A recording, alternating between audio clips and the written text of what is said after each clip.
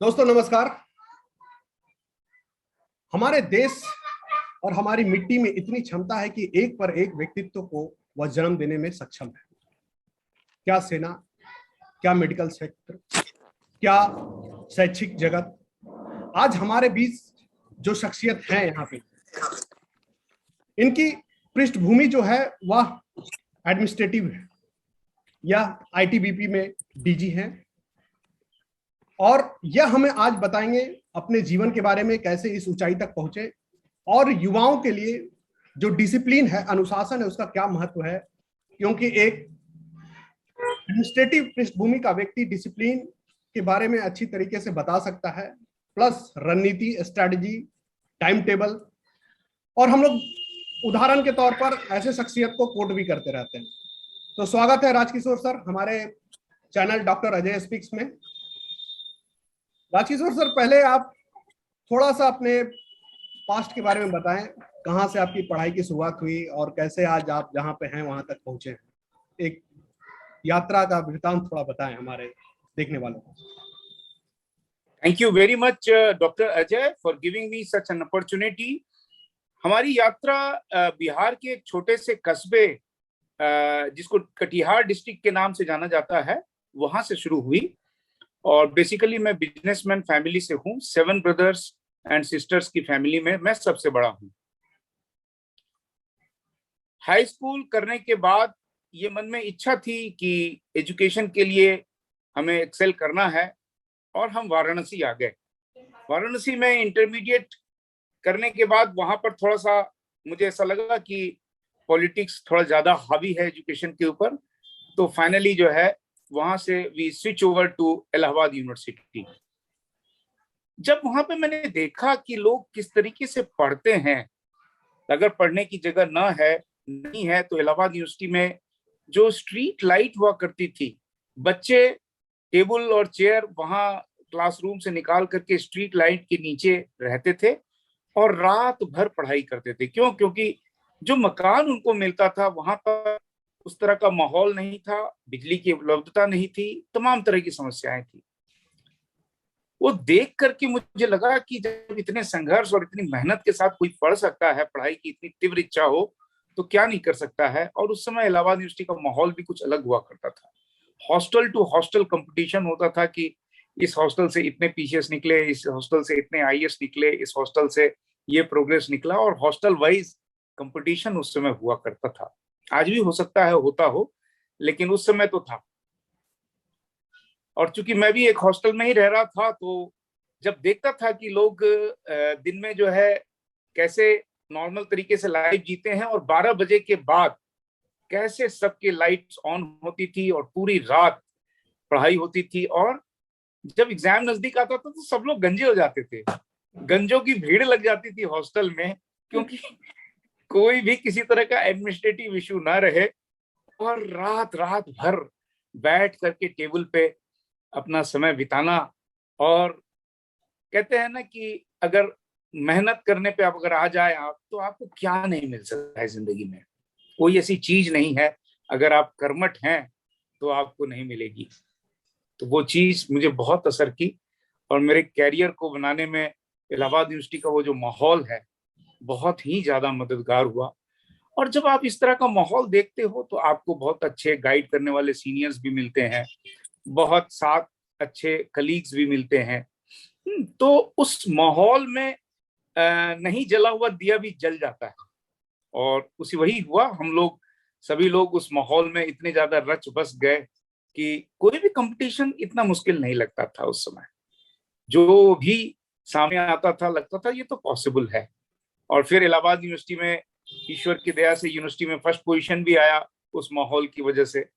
और ऐसा लगा कि चलो ठीक है, कोई बात नहीं, कम से कम जो है उस समय अनिश्चितता बहुत ज्यादा थी। आज के समय में जिस तरीके से प्राइवेट सेक्टर ओपन अप हो चुका है, दुनिया भर की अपॉर्चुनिटीज अवेलेबल है, उस समय ऐसा नहीं था। मैं बात 1987 की कर रहा हूं। उस समय गवर्नमेंट सेक्टर में ही गवर्नमेंट नौकरी ही एकमात्र विकल्प हुआ करता था। लोग डॉक्टरी करते थे, एमबीबीएस करते थे, उसके बाद भी सिविल सर्विसेज देते थे, बीटेक करते थे, उसके बाद भी सिविल सर्विसेज देते थे। कुछ भी करके अंत में पीसीएस और आईएएस में ही जाते थे सब लोग। आज स्थिति बदल चुकी है और प्रोफेशनल फील्ड में भी बहुत अच्छा कैरियर हो गया है। तो इसी तरीके से हम लोग तैयारी करते रहे। अब चूंकि जिसका रोजी रोटी जहां लिखा होता है वहां आदमी पहुंच ही जाता है। हमारे इलाहाबाद यूनिवर्सिटी में एक यूनिवर्सिटी रोड हुआ करता था। इंडिया में कहीं भी कोई भी वैकेंसी निकले उसका फॉर्म वहां मिल ही जाता था। तो इसके बारे में कुछ ज्यादा आइडिया नहीं था, लेकिन फोर्सेस की वैकेंसी निकली तो जैसे बाकी फॉर्म भरते थे तो ये भी फॉर्म भरा गया। क्योंकि group A class 1 gazetted officer का पोस्ट था और एमकॉम जिस दिन फाइनल एग्जाम दिया हमने उसके 2 दिन पहले, एग्जाम खत्म होने के 2 दिन पहले मुझे अपॉइंटमेंट लेटर मिल गया इसका। क्या बात। और एक भी दिन बेरोजगार रहने का मौका तो नहीं मिला।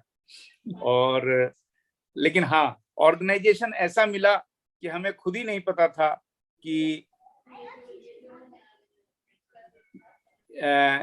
ये ऑर्गेनाइजेशन है क्या। आईटीबीपी, भारत तिब्बत सीमा पुलिस बल। हमारे सीनियर्स को भी नहीं पता था कि ये आईटीबीपी क्या चीज है। उन्होंने कहा कुछ ज्यादा पूछने पाछने की कोई जरूरत नहीं है, ज्वाइनिंग बोला है, ज्वाइन करो, वहां जाओ, समझो, देखो, मन करेगा कर लेना, नहीं तो लेक्चरशिप तो तुम्हारी रखी है, यूनिवर्सिटी में फर्स्ट पोजीशन आई ही रखी है, कोई दिक्कत नहीं है, कैरियर तो सिक्योर है तुम्हारा। तो एमकॉम एग्जाम खत्म हो ही गया था। वैसे भी एग्जाम के बाद थोड़ा फ्री होने का माहौल होता ही है, थोड़ा घूमने फिरने का, और ज्वाइनिंग मसूरी में कराया जा रहा था, अनदर हिल स्टेशन। तो पहुंच गए साहब आईटीबीपी एकेडमी में। और फिर वहां जाकर के पता चला कि नौकरी क्या चीज होती है। वैसे तो मैं शुरू से ही जो है थोड़ा माहौल का असर था, सीरियसनेस थी पढ़ाई में, डिसिप्लिन था, लेकिन फोर्स की जो डिसिप्लिन होती है और फोर्स की जो लाइफ होती है वो उसका टेस्ट जाके मसूरी में मिला। Very very tough training, very very tough training. कैसे आयरन ओर को स्टील बनाते हैं ये वहां देखने को मिला। और 1 साल का ट्रेनिंग, जबरदस्त ट्रेनिंग पहाड़ों में, जिस पहाड़ों का कभी दर्शन नहीं किया था, लेकिन इतना टफ ट्रेनिंग। लेकिन सब लोगों की दुआओं की वजह से वो ट्रेनिंग कंप्लीट हुई और वहां से हमारा कैरियर शुरू हुआ। और आईटीबीपी में नौकरी करते हुए मैं आपको बताऊं कि इतना एक्सपोजर मिला। ऑल इंडिया फोर्स होने की वजह से ऑल इंडिया डिप्लॉयमेंट तो है ही है इसका। इंडिया के हर कोने कोने में जो है, हर जगह पर, हर प्रोमिनेंट स्टेट में जाने का मौका मिला, विदेशों में भी जाने का मौका मिला। यूनाइटेड नेशन पुलिस ऑफिसर के तौर पर यूरोप में बोस्निया हर्जेगोविना में एज ए पुलिस ऑफिसर वहां जाने का मौका मिला। और यूरोप के लगभग सारे देश घूमने का मौका मिला। ये आईटीबीपी का ही कमाल था कि इतना एक्सपोजर और इतना एक्सपीरियंस हमें मिला। और हर तरह के ऑर्गेनाइजेशन में हर तरह के सीनियर्स, हर तरह के कलीग के साथ काम करने का मौका मिला। बॉर्डर आपको जब सुन रहा हूं सर, मैं आता हूं थोड़ा, दर्शकों को मैं आपकी कुछ जो हेडलाइन वाली लाइन थी उसको मैं अंडरलाइन करूंगा कि एक ऐसा समय आपके लाइफ में था कि आपको यह लगता था कि कौन सी नौकरी नहीं होगी। आपने बताया कि इतने तैयारी थी आपकी एकेडमिक पृष्ठभूमि या कल एक पढ़ाई लिखाई ऐसी थी कि आपको यह था कि कौन सी नौकरी नहीं होगी। और हमारे युवाओं के सामने सबसे बड़ा ये होता है कि उनको लगता है कि कुछ हो जाए तो बहुत बड़ी बात है। तो ये तो एक प्रेरणा भरी लाइन है ना कि कौन सी नौकरी नहीं होगी। और दो नौकरी का कॉन्फिडेंस, एक आईटीबीपी में जा रहे थे, प्रोफेसरशिप आपका अलग तैयार था, तो आप आईटीबीपी पहुंचे और कई देशों की यात्राएं की। अब ये बताइए कि वहां पर जाने के बाद जब पीछे मुड़कर आप देखें तो कहीं ऐसा लगा कि ये नौकरी में नहीं आते, किसी और में जाते, या बहुत टफ है जिंदगी, बहुत ही अनुशासन है, जो आपने कहा कि रैगरस ट्रेनिंग, तो कभी अफसोस हुआ या ऐसा लगा कि भाग लो यहाँ से भाई, अभी भी मौका है, कई सारे नौकरियां पड़ी हुई है, टैलेंटेड आप थे, ऐसा फील हुआ क्या? नौकरी के 3 ही महीने हुए थे जी। तो 3 महीने के बाद जो है पता चला कि साहब यूनिवर्सिटी में लेक्चररशिप की वैकेंसी निकली है। तो दोस्तों मित्रों से पता चला कि साहब जो है वो वैकेंसी निकली है और फॉर्म भी भेज दिया उन लोगों ने, बोला पर फॉर्म भर दो अगर मन नहीं लग रहा है तो आ जाओ इधर। और आपको पता ही है कि इतना टफ वहाँ नौकरी था कि थोड़ा सा मन तो हिल ही रहा था, तो मैंने वो अप्लाई कर दिया था। अप्लाई करने के बाद जो है इंटरव्यू भी देने गया, किसी और बहानेबाजी से करके छुट्टी लिया और जा करके इंटरव्यू भी दिया। लेकिन आपको मैं बताऊं कि 4-5 महीने की ट्रेनिंग के दौरान इतना टफ ट्रेनिंग था और इतना जबरदस्त फिजिकल एक्टिविटी था कि वो जो आप समझ सकते हैं यूनिवर्सिटी में टॉप करने वाले आदमी का अंडरस्टैंडिंग कितना लेवल होता है। और लेकिन मैं पता नहीं वहां पे जाकर के बहुत कंफ्यूज्ड हो गया। क्वेश्चंस जो पूछे गए तो ऐसा लगने लगा कि शायद ये आंसर है या ये आंसर है। कहने का मतलब है कि बहुत इम्प्रेसिव इंटरव्यू नहीं हो पाया मेरा, और उसी दिन मुझे लग गया कि मेरा कैरियर यही है। कहते हैं ना कि जहां रोजी रोटी लिखी होती है वो खींच के ले जाता है। मैं जरूर गया इंटरव्यू देने के लिए प्रोफेसरशिप का, और लेकिन चूंकि रोजी रोटी यहाँ लिखी थी इसलिए जो है, तो जैसे ही 3 महीने तक तो अनमने तरह से ट्रेनिंग कर रहे थे, लेकिन 3 महीने के बाद जब उस इंटरव्यू को करके आए और जब क्लियर हो गया कि नहीं यही नौकरी करनी है, उसके बाद से मैंने 100% देना शुरू किया। और जब 100% की काम के लिए देते हैं आप, तो रिजल्ट तो अच्छा होना ही है। सर, एक बिहार यूपी का ये रुझान है कि लोग जब, भले ही आप प्रोफेसर हो या इंडस्ट्रियलिस्ट हो, लेकिन एक प्रशासन का आदमी जब आता है समाज में, मैं देखता हूं जैसे कि एडमिनिस्ट्रेटिव बैकग्राउंड का कोई आदमी है, उसका जो ऑरा है और पब्लिक में जो उसका आकर्षण है, एक सेलिब्रिटी भी अगर बिहार में आ जाओ, एक प्रशासनिक आदमी आ जाए, तो उसका एक अलग ही ऑरा हम देखते हैं सर। तो फिर भी आप लोग उस ऑरा को कितना एंजॉय करते हैं जब आप सोसाइटी में मूव करते हैं? तो कैसा फील होता है जब आपको लोग बहुत ही इज्जत अदब से आपसे बात करते हैं, या आपसे कुछ 2-4 बात हो जाए तो लोग खुश हो जाते हैं, जैसे मैं भी खुश हो रहा हूँ यहाँ पे, तो कैसा फील होता है सर? एक्चुअल में जो आपके पास करने की एबिलिटी है, आप समाज में परिवर्तन ला सकते हैं, आपके पास जो विकल्प उपलब्ध होते हैं वो प्रशासनिक अधिकारियों के पास बहुत ज्यादा होते हैं। अब जैसे कि मैं डीआईजी के तौर पे या इसके पहले कमांडेंट के तौर पे, मेरे पास करने के लिए इतना कुछ है, इतना स्कोप है, मैं बहुत सारा फ्रीडम है मेरे पास कि मैं अपने इच्छा से, अपनी स्वेच्छा से जिस सेक्टर में, जिस जगह पर कुछ भी बदलाव लाना चाहूं तो ला सकता हूं। ये ऑप्शन आपको कॉन्फिडेंस देता है, और जो ये कॉन्फिडेंस है, और इस कॉन्फिडेंस के बाद जब आप इफेक्टिवली ग्राउंड में कुछ करके देते हैं, जो सेंस ऑफ सेटिस्फेक्शन मिलता है, और यही वजह है कि लोगों का भी आकर्षण इस क्षेत्र की तरफ इसलिए होता है कि उनको मालूम है कि ये इनमें क्षमता भी है, इन्हें कैपेबिलिटी भी है, और अगर उनके अंदर इच्छा शक्ति भी है करने की, तो वो वाकई जो है बहुत कुछ कर सकते हैं, इफेक्ट डाल सकते हैं। और ये एक सौभाग्य की बात है जो इनिशियल स्टेज में मुझे तो नहीं समझ में आया था, लेकिन लेटर स्टेज में मैंने रियलाइज किया कि ऊपर वाला जो करता है बहुत अच्छा करता है। मुझे जो है न चाहते हुए इस नौकरी में 3 महीने के बाद जब क्लियरिटी आ गई, लेकिन बाद में मुझे पता चला कि वाकई जो एक्सपोजर और जो अथॉरिटी मुझे यहाँ मिली आकर के, और जो रिसोर्सेज मेरे डिस्पोजल पे रहा, वो शायद वो चीज मैं नहीं कर पाता अगर मैं दूसरे फील्ड में रहता तो। जी सर। अच्छा, एक प्रश्न और मेरे दिमाग में आ रहा है सर कि थोड़ा सा आप बहुत ट्रेनिंग की बात कर रहे थे कि बहुत टफ ट्रेनिंग होता है, हम लोग को पता है, लेकिन थोड़ा सा आप याद करें कि क्या टफ है, ताकि हमारे युवा सुने और उनके अंदर भी वो जज्बा जागे कि भाई ये होता है एक एडमिनिस्ट्रेटिव ऑफिसर की तैयारी, और वो ऐसे बनता है, या कह लें सरल भाषा में ये होती है फौज की ट्रेनिंग। तो वो थोड़ा सा आप रिकॉल करें सर। देखिए, मोटी सी बात है, आप बहुत नॉर्मल सा प्रोसेस है। आप एक ईंटा बनाने की प्रोसेस को याद करिए। कच्चे मिट्टी से जो है पहले शेप दिया जाता है, धूप में सुखाया जाता है, फिर उसको 2000 डिग्री के टेम्परेचर में भट्टी में डाल दिया जाता है। ये जो 2000 डिग्री के टेम्परेचर में डाला जाता है, उसके पहले वो ईंटा तो था, उसको अगर लाल रंग से पेंट कर दें तो वो ईंटा ही बन जाएगा, लेकिन वो मजबूती नहीं रहेगी, क्योंकि उसके अणु आपस में एक दूसरे के साथ मजबूती से जुड़े हुए नहीं होंगे। लेकिन वो 2000 डिग्री में जब जाता है तो वो अपनी कमजोरियों को जो है, उसकी कमजोरियां दूर हो जाती हैं। आप स्टील का ही उदाहरण लीजिए, जब उसी स्टील को आग में 16,000 17,000 डिग्री में पिघलाया जाता है और उसकी जब सारी कमजोरियां जो है खत्म हो जाती हैं, वो पूरे के पूरे ब्रिज को, बिल्डिंग को बड़ी बड़ी मजबूती, बड़े बड़े स्ट्रक्चर को मजबूती प्रदान करता है। तो वही है ट्रेनिंग। जब हम लोगों को ट्रेनिंग कराई जाती है, फिजिकल एक्टिविटीज इतनी ज्यादा होती है, इतनी टफनेस होती है, माउंटेनियरिंग ट्रेनिंग, पीटी, इसके अलावा जो है वेपन ट्रेनिंग और तमाम तरह की युद्ध की सिचुएशंस को क्रिएट किया जाता है।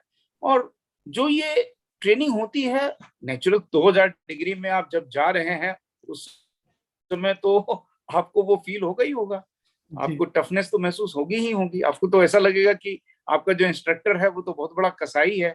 लेकिन बाद में जब वो कमजोरी दूर हो जाती है और शरीर में मजबूती आ जाती है, देन यू रियलाइज कि this is a thing which is very much needed. Ultimately आपको जब बॉर्डर एरिया में तैनात होना है, चाइना बॉर्डर के ऊपर, जहां की -40 डिग्री टेम्परेचर है, आइसोलेशन है, एक्सट्रीम वेदर कंडीशन है, पेड़ पौधे पक्षी कुछ भी उपलब्ध नहीं है, उस टफ माहौल में आप सरवाइव कैसे करेंगे? अगर आपको physically and mentally, if you are not tough and mentally robust, तो आप कैसे सरवाइव करेंगे वहां पे? तो ये बहुत जरूरी है। ये ट्रेनिंग करने के समय बिल्कुल नहीं समझ में आती है, लेकिन बाद में समझ में आता है कि इस ट्रेनिंग की बहुत आवश्यकता है।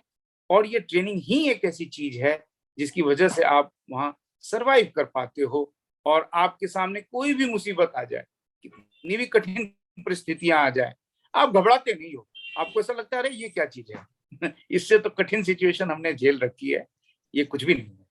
जी सर, सुबह कितने बजे उठना होता था सर, और रात में फिर कब सोना होता था, ये भी बताएं थोड़ा। सुबह नॉर्मली जो है, नॉर्मली 4:30 5 बजे उठ जाते थे और 8-9 बजे तक होता था। ये तो नॉर्मल टाइम टेबल हुआ। लेकिन कई बार ऐसा होता था कि रात सोने को नहीं मिल रहा है आपको रात भर चल रही है कार्रवाई, फिर रात के बाद दिन भी एक्टिविटी में शामिल है, तो कई बार ऐसी सिचुएशन होती है कि आपको सोने के भी लाले पड़ जाते हैं। तो वो सब सिचुएशंस जो है आपको किसी भी तरीके से आप ऐसा नहीं लगता है कि जो है अनहोनी है। हमारे शरीर एक ऐसी चीज है, हमारा ऊपर वाले ने, भगवान ने, ईश्वर ने हमारे शरीर को इतना क्षमतावान बना के भेजा है कि इसको चाहे आप जैसे मर्जी ढाल लो। यही शरीर है जिसकी बदौलत न जाने कितने लोगों ने क्या क्या चीज नहीं हासिल किया है। तो इस शरीर की अपार क्षमता है, और ये क्षमता का पता तभी चलता है जब आप एक्सट्रीम लेवल तक इसको पुश करते हो। जो युवा इस कार्यक्रम को देख रहे होंगे, उन्हें लग रहा होगा कि ये शरीर की अपार क्षमता है और इसी क्षमता के, इस शरीर के बदौलत लोगों ने क्या क्या नहीं प्राप्त किया है, तो असंभव कुछ नहीं है। आप कितना संभव बना पाते हैं ये आपकी क्षमता पर है। और जीता जागता उदाहरण हमारे सामने सर बता रहे हैं बहुत अच्छे से। अब सर से आगे और हम जानेंगे। सर, हम लोग अक्सर जो इस तरह की आईटीबीपी है, चाहे आर्मी है, नेवी है, एक डिसिप्लिन के लिए बहुत जाना जाता है। ये संस्थाएं का जो कोर है, बैकबोन है, वो डिसिप्लिन है।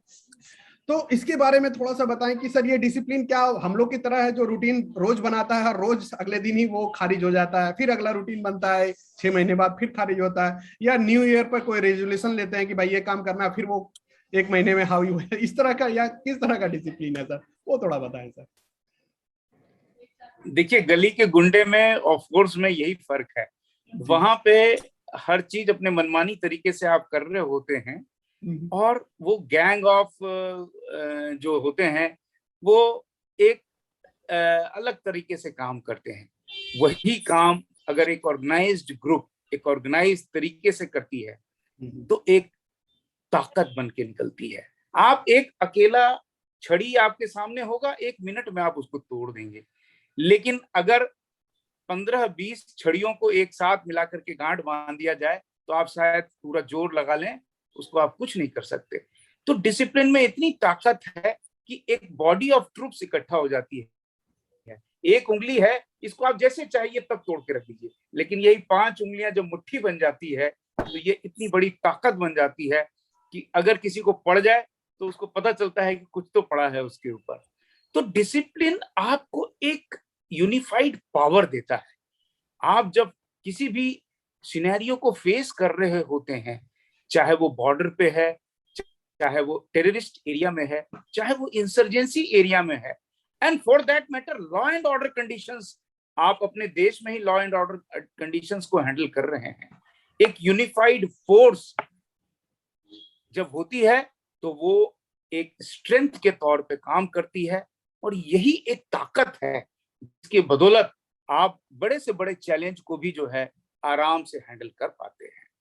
तो फोर्स की ताकत ही डिसिप्लिन है। वहां पे कमांडर ऑफ कोर्स एक आदेश, उसके आदेश के ऊपर हमारे सोल्जर्स जो है जान देने के लिए तैयार होते हैं जी, डिसिप्लिन के खातिर। और यही फोर्स की ब्यूटी है कि हम बड़े से बड़े दुश्मन को भी अपने सामने पा करके घबराते नहीं हैं, क्योंकि मुझे मालूम है कि मेरे पीछे मेरी फौज खड़ी है और इसको हैंडल कर लिया जा सकता है और इसको हैंडल किया जाता है। अब सर मैं ये थोड़ा सा जानना चाहूंगा कि आप लोग की जो डिसिप्लिन की लेवल है वो तो बहुत हाई लेवल की है, वो जो वहां जाएंगे उनके लिए, एक आम आदमी जो घर में है, किसी दूसरे प्रोफेशन में है, वो अपने लाइफ में डिसिप्लिन में क्या क्या चीजें शामिल कर सकते हैं जो उनके लाइफ को एक नेक्स्ट टू द लेवल लेके जाए, वो जहां काम करते हैं पूरा आउटपुट हो, फैमिली में टाइम दे पाए और लाइफ में खुश रहें और एक्टिव रहें। देखिए, रूटीन में अगर आप जिंदगी जी रहे हैं तो आपके स्टेटस में कभी भी कोई परिवर्तन नहीं आने वाला है, ये बात तो आप मान के चलिए। अगर आप चाहते हैं कि अपने जीवन में मेरे विकास हो, तरक्की हो, है, आप अगर बहुत आमूल चूल परिवर्तन चाहते हैं तो कुछ एक चीजें आपको जिंदगी में जरूर शामिल करनी पड़ेगी। Number 1, self discipline. कोई देखिए दूसरा आपके ऊपर डिसिप्लिन लागू नहीं कर सकता है। आप जब तक अपने ऊपर अपना डिसिप्लिन नहीं लागू करेंगे, सबसे पहली चीज है कि आप अपने आप के लिए सबसे पहले आप अपने आप को एक डिसिप्लिन में रख सकते हैं, ये क्षमता आप में है। सबसे पहले ये देखनी है आपको कि हाँ, यस, मैं सेल्फ डिसिप्लिन, अपने ऊपर जो मैं रूल लगाऊंगा उस रूल का अपने आप पालन करूंगा, चाहे दुनिया इधर से उधर हो जाए। ये पहली शर्त है। दूसरी चीज, कर्मठता। क्या आप हार्डवर्क, किसी एक टारगेट के लिए हार्डवर्क करने के लिए तैयार हैं? बिना मेहनत के दुनिया में कुछ भी कूड़ा करकट ही मिल सकता है आपको बिना मेहनत के। अगर आप कुछ जिंदगी में पाना चाहते हैं तो कर्मठ तो आपको बनना ही पड़ेगा। और तीसरी चीज, ईश्वर विश्वास। ऊपर वाले पे भरोसा रखिए। एक शक्ति है जो इस पूरे दुनिया को चला रही है। इतने करोड़ों अरबों जीव जंतु हैं इस विश्व में, इंसान भी हैं, जानवर भी हैं, हर तरह के जीव जंतु। कौन चला रहा है इस सृष्टि को, इस ब्रह्मांड को? कोई न कोई तो शक्ति है। उस शक्ति पर भरोसा रखें कि अगर आपने सच्चे दिल से प्रार्थना की है, सच्चे दिल से मेहनत की है, सेल्फ डिसिप्लिन में रहे हैं और ईश्वर को साक्षी मान करके आप आगे बढ़े हैं, तो कोई वजह ही नहीं है कि आपको सफलता नहीं मिलेगी। सेल्फ डिसिप्लिन ऑफ कोर्स एक बहुत बड़ी कड़ी है, हार्ड वर्क दूसरी कड़ी है, ईश्वर विश्वास, ईश्वर के ऊपर आस्था। आप जिसको भी मानते हैं उसके ऊपर आस्था आपको बहुत आगे ले जाएगी, कभी भी आपको डिमोरलाइज नहीं होने देगी।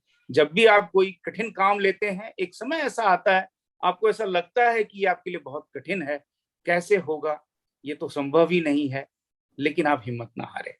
एक शक्ति है जो आपके पीछे है, आपके साथ है, हमेशा आपके साथ। ईश्वर विश्वास रखें, लगातार मेहनत करते जाएं।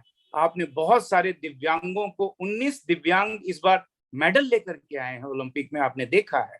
जी जी। शरीर की अक्षमता को उन्होंने रत्न बना लिया और आज की तारीख में उन्होंने वो कर दिखाया जो सही हाथ पैर वाले नहीं कर पाए। तो आप यूं समझिए कि आप तो क्षमतावान हैं, आप तो हर तरीके से योग्य हैं। आप में क्या कमी है जो आप नहीं कर सकते हैं? तो आप हिम्मत मत हारिए, बस ईश्वर विश्वास रखिए, अपने ऊपर अपना डिसिप्लिन बनाइए और हार्ड वर्क के साथ आगे बढ़ते जाइए। आज की तारीख में इतने अवसर आपके दरवाजे पे खड़े मिलेंगे कि आपको चॉइस करना पड़ेगा कि इधर जाएं या उधर जाएं या किधर जाएं। आपको ऑप्शंस की कोई कमी नहीं होगी। जो मेहनत करने वाले लोग हैं उनके लिए अवसरों की कभी कोई कमी रह ही नहीं सकती है। जी सर, तो आज का ये प्रेरक लाइन, यही हेडलाइन भी बनेगा कि जो मेहनत करने वाले लोग हैं उनके सामने अवसर की कभी कमी नहीं होती। सर, अब मैं जो अगला प्रश्न है वो मैं पूछना चाहूंगा कि आज के जो यूथ हैं उनके लिए कौन सा फैक्टर है, अट्रैक्शन फैक्टर है, मोटिवेशनल फैक्टर है, या जो कहते हैं ना कि पैट्रियोटिक फैक्टर है, जिसके कारण वो सेना की तरफ या प्रशासन की तरफ उनका रुझान होना चाहिए, वो आईटीबीपी या दूसरे जो फोर्स हैं उसमें भर्ती होने के लिए प्रेरित हो? देखिए, रोजी रोटी कमाने के बहुत सारे तरीके हो सकते हैं, और मैं तो ये मानता हूं कि रोजी रोटी कमाने के आप जिस भी तरीके को चुने हैं, जिस भी फील्ड में आप हैं, अगर आप उसी फील्ड में एक्सेल कर रहे हैं तो वो भी एक तरीके की देश सेवा ही है। कोई जरूरी नहीं है कि आप वर्दी ही धारण करें तभी आप देश सेवा करेंगे। इवन एक सफाई कर्मचारी जो सफाई कर रहा है गली में, सड़क पे, वो भी देश की उतनी ही सेवा कर रहा है जितना कि हम लोग कर रहे हैं। उसका काम किसी मायने में कम नहीं है। जो नाला और गली साफ कर रहा है उसका भी उतना योगदान है, जो खाना बना रहा है उसका भी उतना ही योगदान है। किसी का भी काम कम नहीं है, ज्यादा नहीं है। हमने वैसे भी जो है हमारे शास्त्रों में लिखा है कि वर्क इज वर्शिप, काम ही पूजा है। तो लेकिन अगर आप कैरियर वर्दी के रूप में पहनना चाहते हैं, वर्दी के रूप में निभाना चाहते हैं, देश की सेवा इस तौर पे करना चाहते हैं, आपका भरपूर स्वागत है। यहाँ बहुत अच्छा कैरियर है।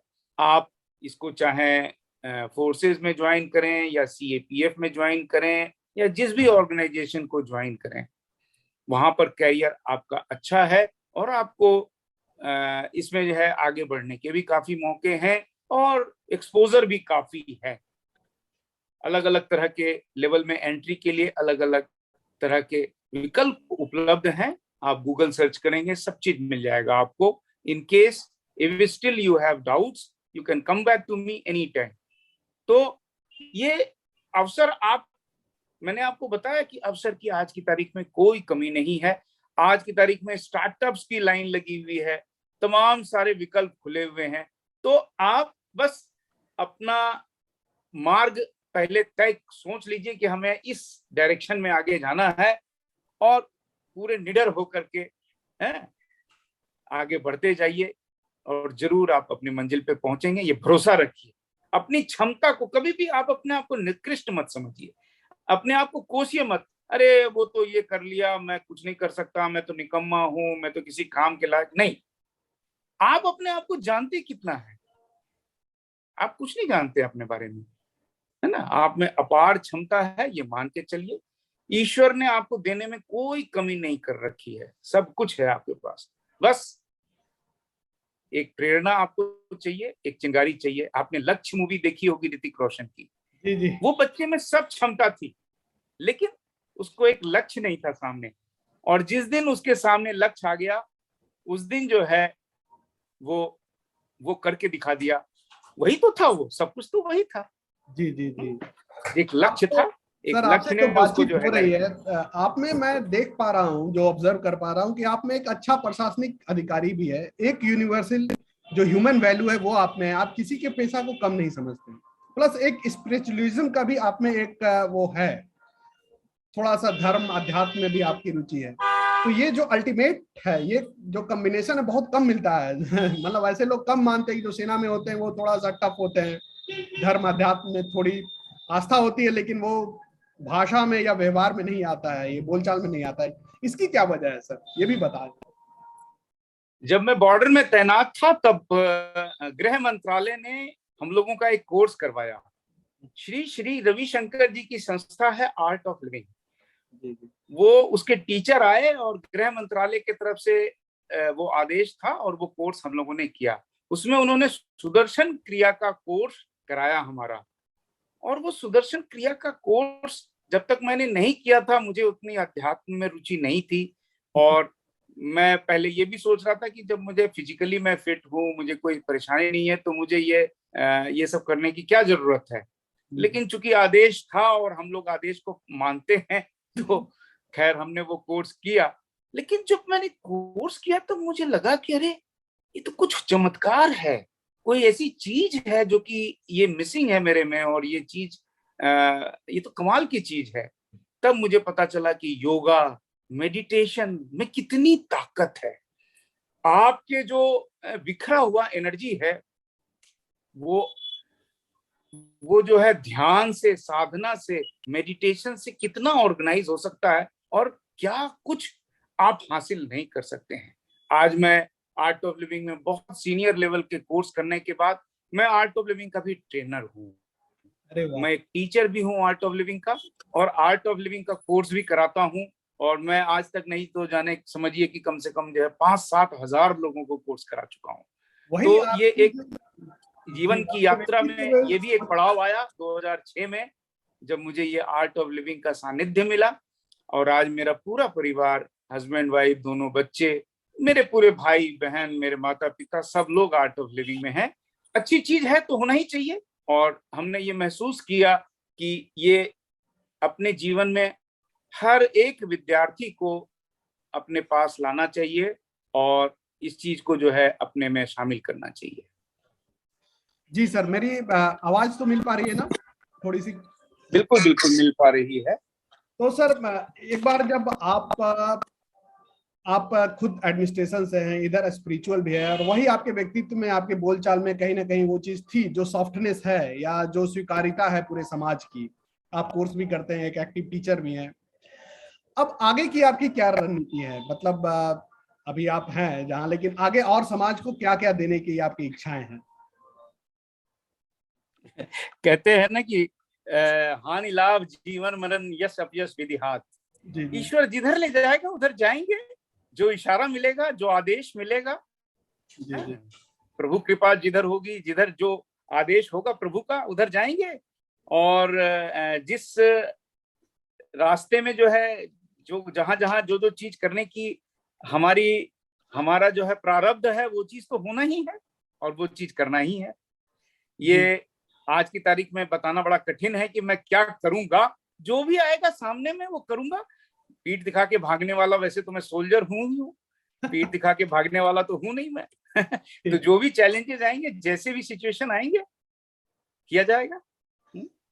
तो दर्शकों, अब हम अपने कार्यक्रम के अंतिम पड़ाव तक पहुंच चुके हैं। सर से बातचीत करके आप लोग भी बहुत प्रेरित होंगे, मुझे खुद बहुत प्रेरणा मिली है। मैं भी सर आपको बता दूं आर्ट ऑफ लिविंग किया हुआ हूं।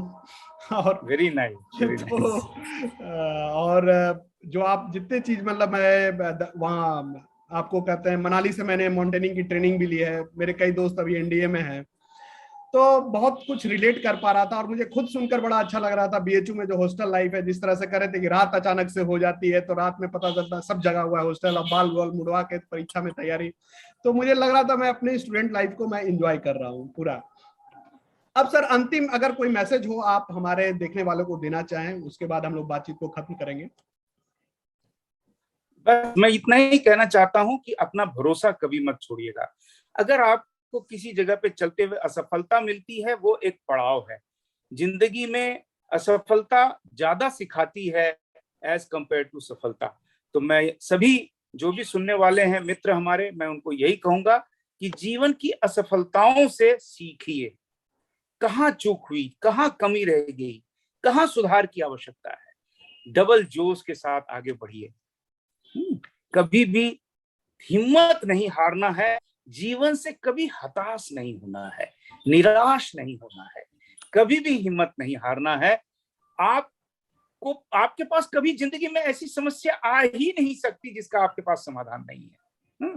ये विश्वास रखिए कि समस्या अगर आपके पास आई है तो समाधान बिल्कुल है, और आप बिल्कुल कर सकते हैं। सारी क्षमता आपके पास उपलब्ध है। बस आप विश्वास रखिए अपने ऊपर और आगे बढ़िए। आपका बहुत बहुत धन्यवाद। और मुझे बहुत खुशी है कि आपसे इंटरेक्शन करने का मौका मिला। अजय जी, डॉक्टर अजय को भी बहुत बहुत धन्यवाद कि हमें इस तरह का मौका दिया उन्होंने। धन्यवाद सर, आपका भी, आपने बहुमूल्य समय हमें दिया, और तमाम देखने वालों को भी धन्यवाद। नमस्कार।